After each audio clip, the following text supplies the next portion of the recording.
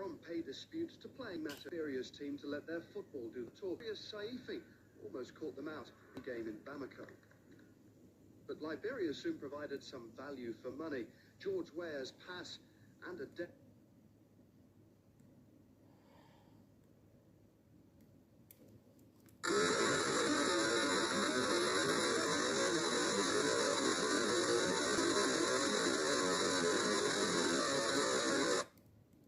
Emergency alert system. This is not a test. I repeat, this is not a test. The rebel group of Alert has gained ground against President Charles Taylor, leading Taylor to declare a state of emergency.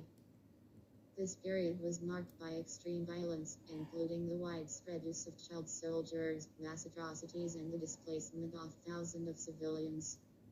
All residents must flee to refugee camps, find safety, or taking refuge in informal security zones.